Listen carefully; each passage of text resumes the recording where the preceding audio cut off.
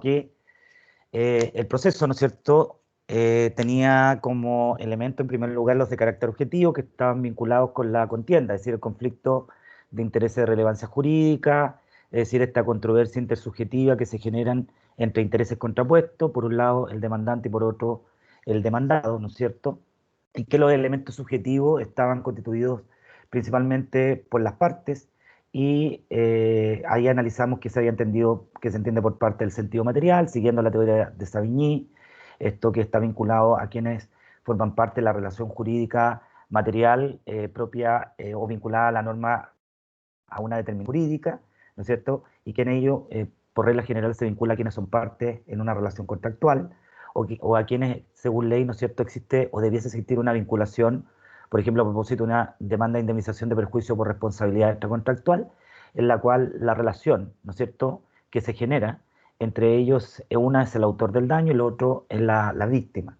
Y en un sentido formal son aquellos que forman, ¿no es cierto?, luego del emplazamiento debido, parte de la relación jurídico-procesal, y ahí ocupan lugares como demandante o como demandado. ¿Ya? Y en ese sentido distinguimos cuáles son las partes directas, que está asociado necesariamente con el concepto de demandante-demandado, sin perjuicio que el Código de Procedimiento Civil no define lo que debe entenderse por parte, sin perjuicio que más adelante vamos a ver que la Corte Suprema, llenando un poco este vacío, da una definición en alguna sentencia de lo que debe entenderse por parte en el proceso civil, que lógicamente este concepto muta en la reforma procesal penal, en la cual el Código Procesal Penal ya no habla de partes, sino que de intervinientes.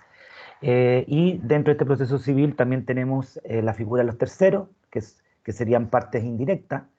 Luego vamos a analizar que las partes indirectas o terceros pueden ser absolutos o relativos, dependiendo de qué rol, ¿no es cierto?, cumplan en la causa, en el sentido de si los efectos de la sentencia que se dicte van a producir o no, es decir, si se le hacen extensivos o no los efectos de la sentencia a ellos. Y desde el punto de vista del objeto del proceso, lógicamente este es el conflicto, ya lo dijimos, valga todo lo que se dijo en su momento, a propósito del estudio que se hizo, me imagino que en el primer semestre, no sé con qué profesor tuvieron, pero tienen que haber abordado el conflicto, ello como objeto mismo del proceso.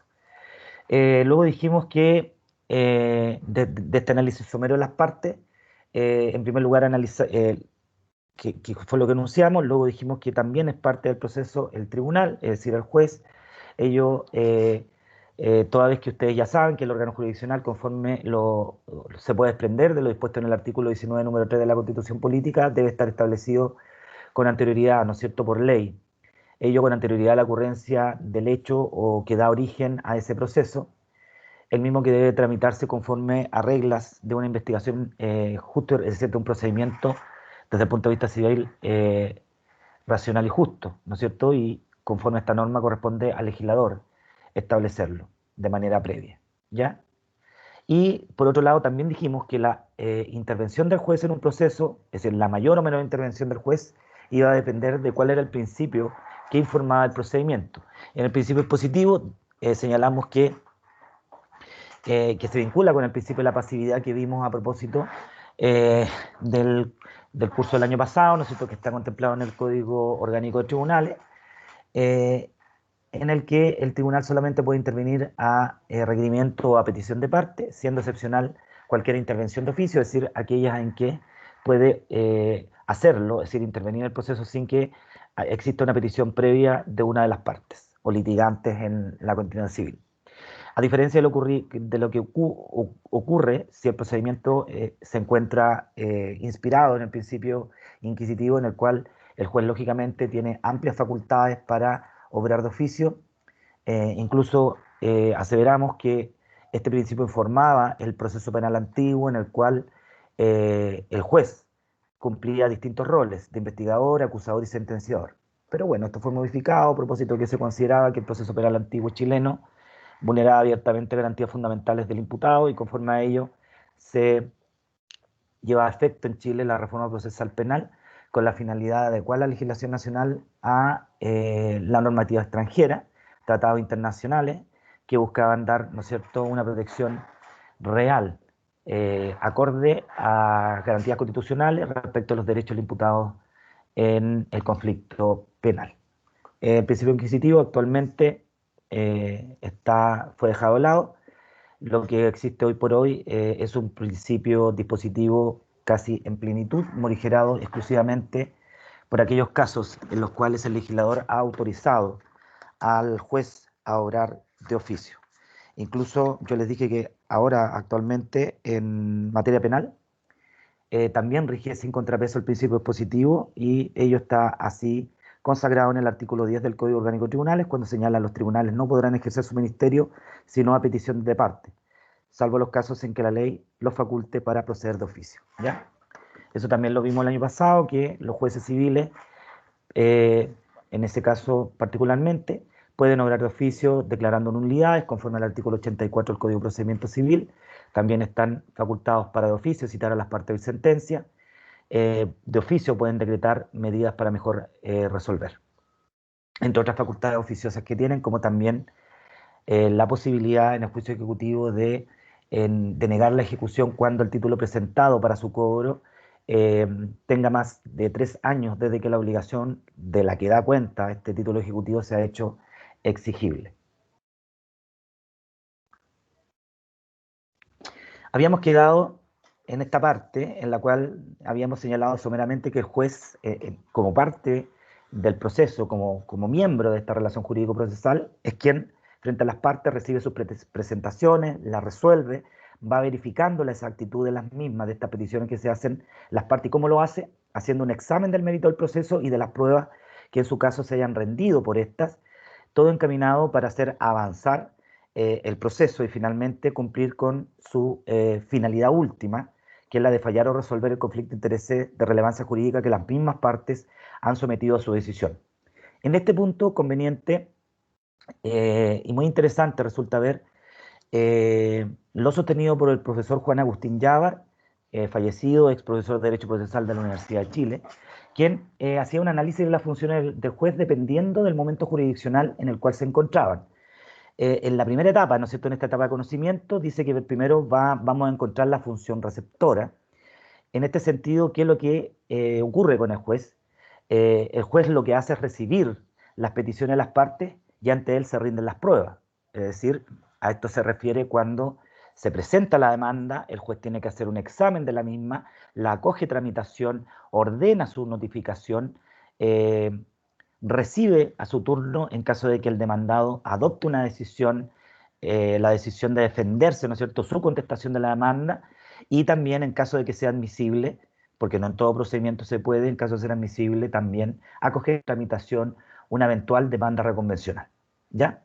Entonces, conforme a ello se va acumulando el proceso, y recuerden que, por lo menos en el juicio ordinario de mayor cuantía, una vez terminado el periodo de discusión, escritos de demanda, contestación, réplica y dúplica, se fija la competencia específica del tribunal y a ello se vincula, esto mismo se vincula con lo establecido en el artículo 160 del Código de Procedimiento Civil eh, en relación a el concepto de, o al principio de congruencia civil. ¿Ya? Aquí el juez solamente puede resolver y extender, ¿no es cierto?, su decisión jurisdiccional final a aquellas cuestiones que las partes expresamente hayan sometido a su decisión. ¿Ya? Luego dice que el juez tiene una función inspectiva o fiscalizadora, ello en relación con la admisibilidad de las presentaciones que hacen las partes como de la prueba rendida. En cuanto a la admisibilidad que hace de las presentaciones que hacen las partes, vamos a ver cuando analicemos la teoría de Oscar von Bülow a propósito de los presupuestos procesales, y en cuanto a él, que señalaba que eran requisitos, ¿no es cierto?, condiciones indispensables para que se dé origen a una relación jurídico-procesal válida. En este sentido, lo que dice Oscar von Bülow, que el juez, ¿no es cierto?, tiene que hacer un examen de admisibilidad de la demanda y in limine litis, es decir, ab initio del juicio, es decir, antes de su inicio, debiese analizar, ¿no es cierto?, si esta demanda cumple con presupuestos procesales indispensables para trabar una relación jurídico-procesal válida, como por ejemplo, verificar que en caso de que el demandado sea un menor de edad, comparezca debidamente representado por su representante legal, o en caso de ser una persona jurídica, dígase una sociedad comercial, o civil, también lo haga a través de su representante, que sería generalmente el administrador de la sociedad. ¿Ya? No reunido esto, lógicamente el juez debiese también exigir que se cumpla con aquello, ello en concordancia lógicamente con lo que pone el artículo 6 del Código de Procedimiento Civil, que también establece ciertas condiciones para poder comparecer en juicio en nombre de otro. ¿Ya? Por lo demás, tenemos que el juez puede, en algún momento, hacer un examen de admisibilidad respecto de las pruebas que rindan las partes. ¿Ya? Esta cuestión es un poquito compleja, pero antes de analizar el tema de este examen de admisibilidad que el juez debiese hacer de los medios de prueba, habría que claramente que distinguir lo que ocurre en el proceso civil versus la situación particular del proceso penal y de los procesos en general reformados. ¿Ya? Pero desde el punto de vista de la admisibilidad de la demanda, el juez, y esto es una de las facultades de oficio también que se le otorga al juez civil, no obstante el principio es positivo, es que tiene que hacer un examen necesario de la demanda, conforme lo dispuesto en el artículo 5.6 del Código de Procedimiento Civil, a lo menos tiene que examinar cuando se le presenta el libelo o demanda, que ésta cumpla con los tres primeros requisitos del artículo 254 del Código de Procedimiento Civil, es decir, la individualización del tribunal, individualización del demandante y del demandado, ¿ya? Si es que ello no se cumple, el artículo 256 autoriza al tribunal para no dar curso a la demanda. El 256 particularmente señala que puede el juez de oficio no dar curso a la demanda que no contenga las indicaciones ordenadas en los tres primeros números del artículo 254 expresando el defecto que adolece. ¿Ya? Normalmente cuando se incumple con alguno de estos requisitos, lo que uno hace previo a aplicar el apercibimiento que señala el artículo 256 del Código de Procedimiento Civil, hacer una resolución en la cual se le pide al actor de cumplimiento a lo dispuesto en el numeral 1, 2 o 3 del 254, bajo percibimiento que si no lo hace dentro de tercero día se va a tener por no presentada la demanda. Si no lo cumple, el tribunal de oficio debiese tener por no presentada la misma. Misma situación ocurre con el artículo segundo, inciso cuarto de la ley 18.120 de comparecencia en juicio, que se encuentra en el apéndice del Código de Procedimiento Civil, el cual exige que las normas del patrocinio y poder se cumplan al momento de interponerse la demanda. Y precisamente dice que se faculta al juez para tener por no presentada la demanda de oficio. Esto lo vamos a ver cuando veamos comparecencia en juicio, cuando lo tenemos que ver dentro de las disposiciones comunes de todo procedimiento, pero ya anticipando aquello, decirles que el inciso cuarto del artículo segundo de la ley 18.120, como les decía, dice: si al tiempo de pronunciarse el tribunal sobre el mandato, este no estuviera legalmente constituido, el tribunal se limitará a ordenar la debida constitución de aquel dentro de un plazo de 3 días. Extinguido este plazo y sin otro trámite, se tendrá la solicitud por no presentada para todos los efectos legales. ¿Ven? Estas resoluciones son inapelables. Tenemos otro caso también ahí en el cual se faculta al juez para tener por no presentada la demanda, pero ello por incumplimiento de la regla o de las normas de comparecencia en juicio. Por otra parte, a propósito del recurso de apelación, también se produce una situación particular, ya que dentro de los requisitos formales que existen para interponer el recurso de apelación, sin perjuicio de que deba presentarse por escrito, el artículo 201 faculta al tribunal ante el cual se interpone este recurso declararlo inadmisible de oficio, primero, cuando se interpone fuera de plazo el recurso, ¿ya? Que es muy importante que ustedes siempre manejen la naturaleza de la resolución de una naturaleza, perdón, la naturaleza jurídica de una determinada resolución judicial, y en segundo plazo manejar debidamente los términos o plazos que la ley concede para poder eventualmente impugnar esa resolución. Entonces, en primer lugar, se puede declarar de oficio, ¿no es cierto?, la inadmisibilidad del recurso cuando el mismo ha sido intentado fuera de plazo, respecto de una resolución inapelable. Ojo, no toda resolución es apelable, ¿ya? Solamente la sentencia definitiva interlocutoria y excepcionalmente ciertos autos y decretos que vamos a ver que están expresamente contemplados en el artículo 188 del Código de Procedimiento Civil, ¿ya? Que son aquellos autodecretos que alteran la normal sustanciación del juicio, alteran la normal sustanciación del juicio, establecen trámites o diligencias no expresamente establecidas por el legislador. Por eso dice que también podrá declarar inadmisible respecto a una resolución que es inapelable. Por ejemplo, se apela en contra de un autodecreto, no de aquellos que establece el artículo 188, que además uno de los requisitos de la apelación es que sea fundada, es decir, tiene que tener antecedentes de hecho y de derecho, se tiene que señalar el agravio, en qué se funda, etcétera. No se puede decir, como ocurría en el proceso penal antiguo, cuando al reo se le notificaba la sentencia, la propia ley lo autorizaba cuando era una sentencia condenatoria para apelar sin expresión de causa. Entonces, ¿qué ocurría en ese caso en el proceso penal antiguo? Se le notificaba la sentencia condenatoria al acusado y este decía notificado, apelo, apelo, nada más. Entonces, pero eso ya no existe, está eliminado. La regla general es que la apelación sea fundada y en caso de no serlo, conforme al artículo 201 del Código de Procedimiento Civil, el juez está autorizado para declararle inadmisible de oficio. Finalmente, cuando la apelación no contiene peticiones concretas, ¿ya?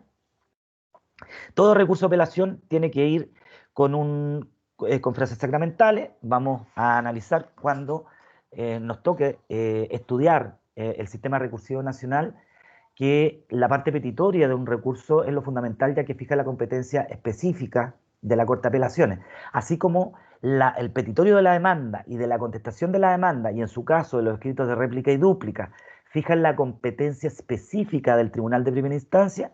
El petitorio de la apelación, ergo, también es el fundamento o es lo que fija o determina la competencia específica del Tribunal de Alzada, dígase de la Corte de Apelación. Entonces, en estos tres casos, cuando la apelación ha sido intentada fuera de plazo, es decir, de manera extemporánea, cuando se apela una resolución inapelable, cuando este recurso de apelación no tiene fundamentos, ni de hecho ni de derecho, es decir, no es fundada, o en el caso que no contenga peticiones concretas, el tribunal de primera instancia, y ojo, también el de segunda instancia, cuando analicemos el recurso de apelación, vamos a ver que este recurso tiene dos exámenes de admisibilidad, uno en primera instancia, es decir, ante el tribunal que dictó la resolución impugnada, y otro en segunda instancia, que es aquel que según ley, conforme al principio jerárquico, debe conocer de ese recurso, también conforme a estas mismas causales puede declarar inadmisible de oficio la apelación, por estos mismos motivos, ¿ya?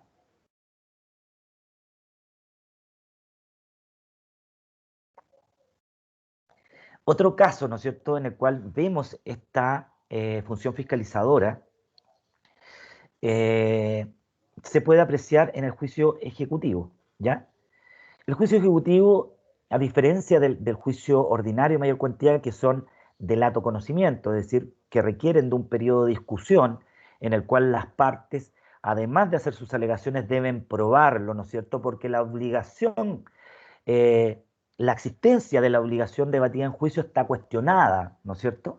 Y solo con la sentencia definitiva ejecutoriada eso queda incuestionable. En cambio, en el juicio ejecutivo, lo que existe o lo que permite su inicio es un título indubitado, es un documento indubitado en el que no estamos discutiendo la existencia de la obligación, porque eso nadie puede discutirlo. Pero el juez, ¿no es cierto?, conforme el artículo 441 y 442 del Código de Procedimiento Civil, ello en relación con el artículo 2515 del Código Civil, que dice que las acciones ejecutivas prescriben en 3 años, las acciones ejecutivas son las que permiten dar inicio al juicio ejecutivo. Si analizando el título, es decir, el documento que da cuenta de esta obligación indubitada, observa que la obligación que se está, en relación a la cual se está exigiendo su cumplimiento, se hizo exigible hace más de 3 años, puede de oficio denegar la ejecución. El artículo 41, perdón, del Código de Procedimiento Civil señala que el tribunal examinará el título y despachará o denegará la ejecución sin audiencia ni notificación del demandado, aun cuando se haya personado en el juicio. Y el 442 indica que el tribunal denegará la ejecución si el título presentado tiene más de 3 años, contado desde que la obligación se haya hecho exigible, salvo que se compruebe la subsistencia de la acción ejecutiva por alguno de los medios que sirven para deducir esta acción conforme al artículo 434. Lo vamos a ver en su momento, pero en definitiva, todo lo que dice relación con el análisis del título ejecutivo, con las particularidades que tienen los nuevos, es decir, los títulos, los efectos de comercio como el pagaré, el cheque y la factura, en el cual es la propia ley la que modifica este plazo de 3 años, señalado en el artículo 1515 del Código Civil, respecto a la acción ejecutiva a 1 año, pero son situaciones particulares que vamos a ver en su momento cuando se haga análisis del juicio ejecutivo. Pero en lo que guarda relación a lo que estamos viendo ahora es que, en general, el juez puede denegar la ejecución cuando el título ejecutivo que sirve de fundamento a la demanda ejecutiva, la obligación que da cuenta este documento eh, se ha hecho exigible hace más de 3 años. Ahí uno de oficio ha atendido el mérito del pagaré tenido a la vista o ha atendido el mérito de tal documento que da cuenta que la obligación se hizo exigible en el año 2016 y habiendo transcurrido desde esa fecha más de 3 años desde que la obligación se hizo exigible de conformidad con lo dispuesto en el artículo 441 y 442 del Código Civil en relación al artículo 2515 del Código Civil, se declara prescrita la acción y se deniega la ejecución. IRRA, eso. Luego, en cuanto a esta facultad que tendrían los jueces, y esto en correlato a lo sostenido por el profesor Juan Agustín Figueroa, esta función fiscalizadora inspectiva, podemos decir que en el juicio ordinario de mayor cuantía, a propósito de los distintos medios de prueba, el juez tiene que, desde el punto de vista procesal, una vez presentado un medio de prueba, determinar si es oportuno o no en el momento o etapa procesal en que se presenta. Por ejemplo, los medios de prueba están contemplados en el artículo o en los artículos 318 y siguientes del Código de Procedimiento Civil, y la forma de ponderarlo, como ustedes saben, se encuentran en el Código Civil, la gran mayoría, desde los artículos 1698 y siguiente del Código Civil, en el título de la prueba de las obligaciones, ¿ya? Pero, por ejemplo, en el caso de la prueba documental, el artículo 348 del Código de Procedimiento Civil dice que la prueba instrumental, es decir, los documentos se pueden presentar desde, no lo dice así, dice que se podrán presentar hasta el vencimiento del término probatorio, hasta el vencimiento del término probatorio en primera instancia y en segunda instancia hasta ante la vista de la causa. ¿Qué significa esto? Que ustedes como demandantes pueden presentar prueba documental desde la demanda y hasta que venza el término probatorio. ¿Cuándo vence el término probatorio? Es la oportunidad que señala el legislador. Es decir, vencido o concluido el periodo de discusión, fracasada una conciliación, por lo menos en un juicio ordinario, el tribunal, conforme al 317, debe hacer un análisis, no, el 268, perdón, debe hacer un análisis del proceso y determinar si,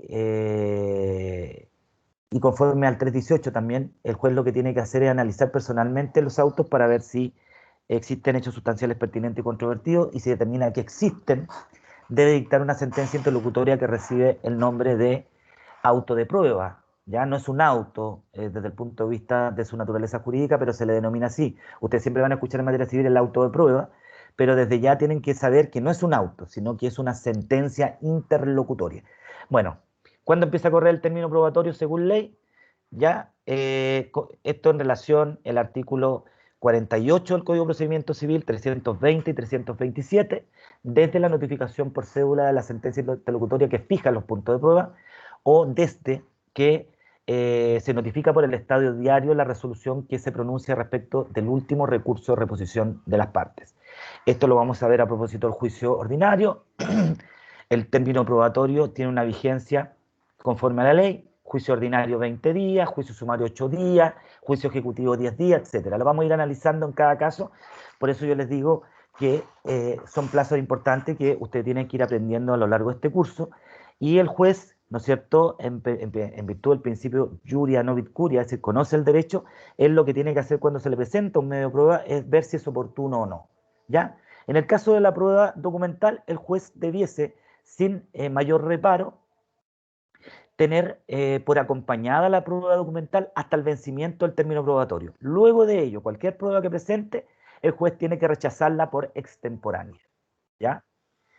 En lo que dice referencia a la prueba testimonial, es de aquellos medios de prueba que necesariamente, ya dijimos, documento desde la presentación de la demanda hasta el vencimiento del término probatorio en primera instancia y en segunda hasta antes de la vista de la causa. Pero a propósito de la prueba testimonial en el tribunal de primera instancia, esto estamos hablando del proceso civil, conforme al artículo 320, ¿no es cierto? Lo que dice la norma es que la lista de testigos debe presentarse dentro de los 5 primeros días del inicio del cómputo del término probatorio. En el juicio sumario, en el procedimiento incidental, ese plazo es de 2 días, ¿ya?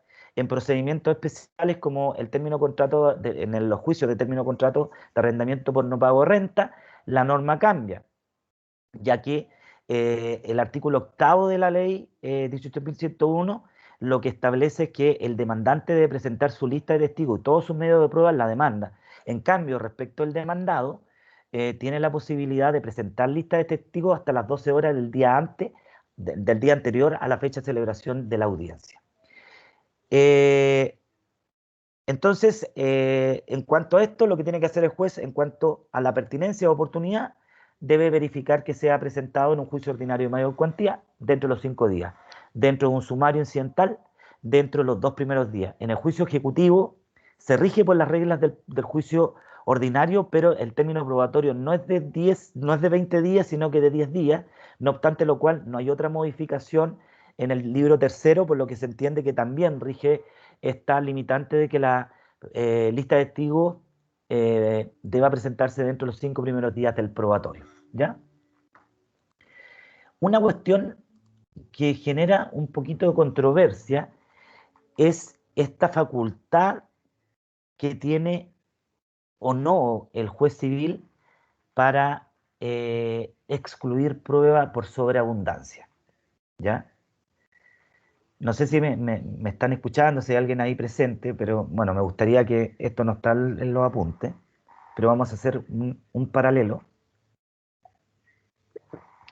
entre lo que ocurre en el proceso penal con lo que se produce en materia civil.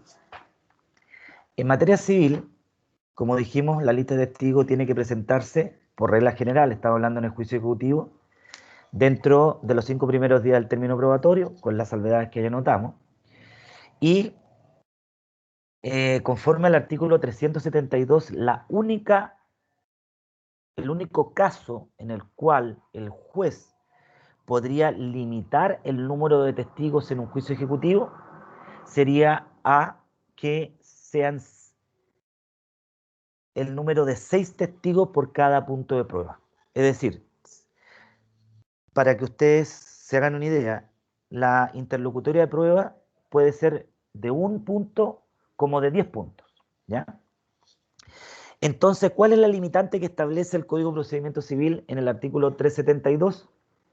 Que cada parte puede presentar hasta 6 testigos por cada punto de prueba. Es decir, me puede acompañar 60, si son 10. Entonces yo le puedo decir, para resolver, es decir, para los efectos del artículo 372 del Código de Procedimiento Civil, aclárese. Por el demandante o demandado, el número de testigos que declarará por cada punto de prueba. Porque si son 10, ¿no es cierto? 10 puntos de prueba, él puede presentar 60 testigos. Pero en ese caso, él me tiene que individualizar cuáles van a ser los testigos que van a aclarar al primer punto, al segundo punto, al tercer punto, al quinto y hasta el 10º, ¿ya? Y esa sería la única posibilidad que se tiene de poder excluir pruebas, ¿ya? A diferencia de lo que ocurre en materia procesal penal, en la audiencia de preparación de juicio oral, el artículo 276 del Código Procesal Penal se refiere precisamente a la exclusión de la prueba para el juicio oral. Dice, el juez de garantía, luego de examinar las pruebas ofrecidas y escuchar a los intervinientes que hubieran comparecido a la audiencia, ordenará fundadamente que se excluyan de ser rendida en el juicio oral aquellas que fueran manifiestamente impertinentes y las que tuvieran por objeto acreditar hechos públicos y notorios. Si estimare que la aprobación, perdón, si estimare que la aprobación en los mismos términos en que hubiera sido ofrecida las pruebas testimonial y documental producirá efectos puramente dilatorios en el juicio oral, dispondrá también el respectivo, dispondrá también que el respectivo interviniente reduzca el número de testigos o de documentos cuando mediante ellos deseare acreditar unos mismos hechos o circunstancias que no guardan pertinencia sustancial con la materia que se encuentra siendo conocida por el Tribunal de Juicio Oral en lo penal.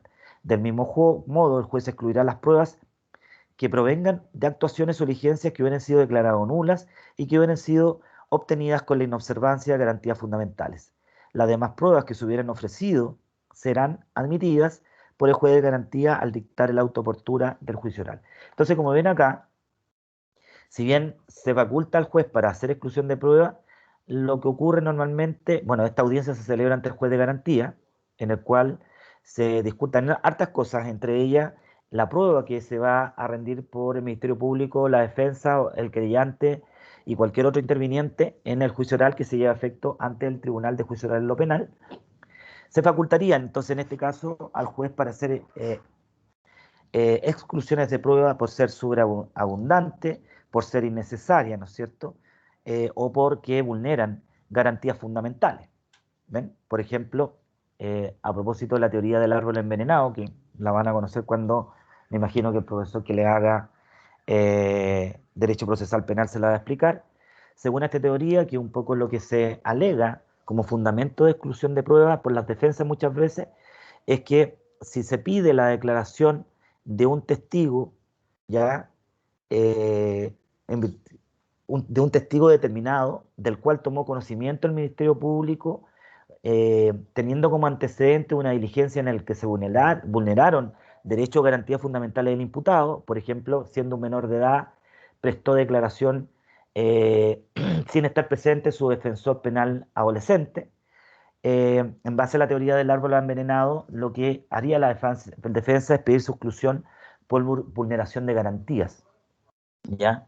Es un tema súper importante porque en materia penal la vulneración de garantías fundamentales, incluso fundamento de un recurso, puede ser fundamento del recurso de nulidad cuando en el procedimiento de la dictación de la sentencia se genera esta vulneración y situación en la cual no conoce la Corte de Apelaciones respectiva del recurso de nulidad, sino que en virtud de lo que se llama el efecto per saltum, eh, pasa a conocer el superior jerárquico de aquel jerárquico superiormente del tribunal que dictó la sentencia. Porque los recursos de nulidad en materia procesal penal lo conoce la Corte de Apelaciones, salvo que se alegue la causal de un motivo de absoluta nulidad, que sería el de vulneración de garantías fundamentales, ya sea en el procedimiento o en la dictación del fallo, caso en el cual, según las normas del Código Procesal Penal, es de competencia exclusiva y excluyente de la excelentísima Corte Suprema. ¿Ven? Entonces, ocurren cuestiones distintas, porque se faculta al juez de garantía eh, a excluir prueba testimonial o documental conforme a esta regla establecida en el artículo, o a esta norma que establece el artículo 276. Cuestión distinta a lo que ocurre en materia civil, en cual le dice al juez, usted lo único que tiene que verificar es que el límite que tiene cada parte son 6 testigos por cada punto de prueba. ¿Ven? Es como difícil. Por otro lado, en cuanto a la pertinencia, vamos a ver que hay pruebas como la documental y la confesional que pueden solicitarse antes del inicio del término probatorio. Vamos a ver después el caso vamos a ver ahora el caso de la confesional. Y luego hay prueba que solamente puede pedirse rendirse dentro del término probatorio. La prueba confesional, que es la declaración de parte, es decir, cuando usted pide que declare en juicio su contraparte, ojo, hay abogados que muchas veces por desconocimiento piden se cite a absolver posición a su representado. Eso es improcedente desde el punto de vista en materia civil. Cuestión distinta en materia penal, porque ahí perfectamente el defensor puede pedir, y esto es un derecho al imputado, que el juez de garantía escuche al imputado, ¿me entienden? Pero en materia civil necesariamente eh, la declaración de la contraparte tiene que ser peticionada por la contraria. En materia penal, como les digo, es distinto porque el defensor, incluso el propio imputado, puede pedir que se le tome declaración. Profesor, disculpe, tengo una pregunta. Sí, dígame. La presentación de pruebas va a depender netamente de lo que las partes quieran probar, es decir, ¿el juez, por ejemplo, podría adicionalmente pedir otras pruebas? Ya, mire, partamos por una lógica, ¿ya? Principio dispositivo que manda que el juez solamente obra a petición de parte, primero. Segundo, el artículo 1698 del Código Civil dice que corresponde acreditar la existencia o extinción de una obligación a quien alega esta o aquella. Por lo tanto, si el demandante quiere resultar triunfante, es decir, con una sentencia que le beneficie, tiene que presentar la prueba tendiente a acreditar los presupuestos de su pretensión. En el caso del demandado, por ejemplo, que se alegue la extinción de la obligación, también es de su carga, conforme a 1698, acompañar los medios de prueba necesarios para poder acreditar los fundamentos de su excepción perentoria, que busca, que ataca el fondo de la acción deducida, lo vamos a ver en su momento, y en definitiva lo que busca es que se rechace la demanda intentada en su contra. Es decir, la actividad probatoria, conforme a 1198, la carga de la prueba corresponde a las partes. Sin perjuicio de ello, de conformidad al artículo 159 del Código de Procedimiento Civil, luego que termina el periodo de discusión, ¿no es cierto?, el periodo de prueba, el juez, conforme lo dispone el artículo 431 y 32 del Código de Procedimiento Civil, debe citar a las partes de sentencia. Luego de citadas a las partes de sentencia, el juez puede decretar una o más medidas para mejor resolver. Y eso lo hace de oficio. Y en definitiva, ¿qué son las medidas para mejor resolver? Los abogados dicen no, medidas para mejor retardar. Pero las medidas para mejor resolver, su finalidad es otorgar al juez una facultad oficiosa para decretar por sí mismo medio de prueba. Oficiar, pedir que un testigo aclare, pedir un informe pericial, pedir que se agreguen documentos, etc. Entonces, en principio, dando respuesta a lo que usted me pregunta, corresponde a las partes solicitar los medios de prueba al tribunal. Y solo excepcionalmente, luego de citar a las partes de sentencia, conforme lo dispone el artículo 159 del Código de Enjuiciamiento Civil, el juez puede decretar una o más de las medidas para mejor resolver que la norma indica, con las particularidades que vamos a ver en su momento cuando analicemos el juicio mayor cuantía. ¿Respondo su pregunta? Sí, profesor. Entonces sería netamente el juez estaría facultado para pedir más pruebas en juicio solo si las necesitara para mejor resolver. Solo eso. Solo si las necesitara para mejor resolver. Muchas veces ocurre, a ver, yo le voy a contar una experiencia, esto que quede entre nosotros, no. Yo cuando era juez de garantía, bueno, no sé si ustedes saben, yo fui fui funcionario del segundo juzgado de letra de Antofagasta, luego fui relator por 6 años, 3 años de juez de garantía, y en garantía uno tiene poquitas facultades como para generar pruebas, porque como ustedes verán en su momento, por mandato constitucional y por ley orgánica del Ministerio Público, la dirección exclusiva y excluyente de la investigación penal, es decir, la pretensión punitiva, el jus poniendi estatal, a propósito de un hecho que reviste carácter de delito, de acción penal pública, corresponde a un ente particular que se llama el Ministerio Público. Entonces, los jueces no tenemos ninguna posibilidad, ¿no es cierto?, como ocurría en el sistema antiguo, como les decía yo, que en el procedimiento inquisitivo, que el juez dirigía absolutamente desde su inicio el procedimiento, pedir pruebas. Pero yo cuando estaba bueno, es que como yo no le hago eh, proceso penal, yo siempre les meto cositas del proceso penal como para que vayan ustedes tomando noticia, porque yo siempre le digo a mis alumnos, el proceso el ordenamiento jurídico no lo podemos estudiar por parcialidad porque si no van a entender bien, ¿ya? La realidad en materia penal es distinta. Los jueces, como les decía yo, estamos vedados de poder solicitar medios de prueba. Imposible. Lo único que podríamos decir, conforme al artículo 276, es intervenir a propósito de la exclusión de prueba, nada más. Pero dentro del juicio oral, y como les decía yo, si bien el juicio oral se realiza por regla general ante otro tribunal, que es el Tribunal de Juicio Oral en lo Penal, conforme a las reglas del procedimiento simplificado que están establecidas en el Código de Procedimiento Civil, ciertos delitos, ¿no es cierto?, el juicio oral se lleva a efecto ante el juez de garantía, con las mismas formalidades del juicio oral, con la diferencia que en el tribunal oral hay 3 jueces y en garantía hay uno solo, ¿ya? Entonces yo muchas veces en los juicios, haciendo mi uso de preguntas aclaratorias, trataba de configurar con mucha prudencia, todos aquellos elementos que me permitieran a mí acreditar el hecho punible y la participación. Porque eso es lo que uno tiene que buscar, acreditación del hecho punible y la participación. Porque no basta que esté acreditado el hecho, sino que también la participación, es decir, vincular al imputado al hecho que se le imputa, ¿no es cierto?, y que es constitutivo de delito.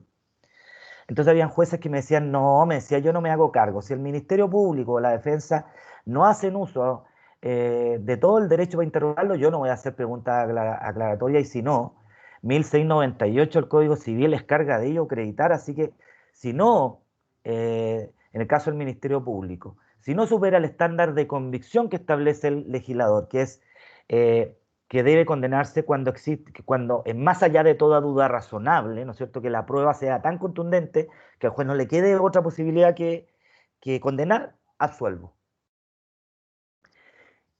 Y yo no era de esa idea, entonces me decían, pero Arturo, ¿por qué eres tan inquisitivo? Yo le decía, oye, yo no soy inquisitivo. Lo que estoy haciendo uso es de mi derecho como juez de que peritos, testigos, imputados me aclaren su declaración. Porque cuando uno, en ese ejercicio, uno se salía, ¿no es cierto? Uno le decía al señor testigo, quiero que me aclare, usted dijo tal cosa, ¿me puede precisar eso? Pero si uno pretendía incorporar un hecho que el testigo no había declarado, la defensa se oponían y uno tenía que lógicamente reformular. Pero en materia, y eso es lo único que uno puede hacer en materia penal, pero en materia civil tenemos un poquito más de facultades. Se está, a propósito de la reforma procesal civil, se están dando facultades para que el juez pueda decretar de oficio, no como medida para mejor resolver, sino que con una actividad probatoria activa, medios de prueba. Eso lo vamos a ver cuando analicemos el proyecto de Código de Procedimiento Civil, que es súper interesante, y en eso sí cambiaría esta dinámica en la cual dejamos de lado a este juez, ¿no es cierto?, pasivo, y el proyecto le da un rol más activo. Está durmiendo este proyecto, chiquillo, así que ya pasamos del proyecto Bachelet al proyecto Piñera, y no sé cuál, el último que estaba en discusión era el Piñera, ¿ya? Pero con eso logro responder a quien me hizo la pregunta, que no sé quién fue. Sí, profesor. Sí, clarito, clarito. Gracias. Perfecto. Chiquillos, estamos en la hora del descanso. Nos vemos en 10 minutos. A ver, ¿alguien está preguntando? ¿Ahí? ¿No? No, nadie. Ya. Nos vemos entonces en un ratito más. Voy a parar un ratito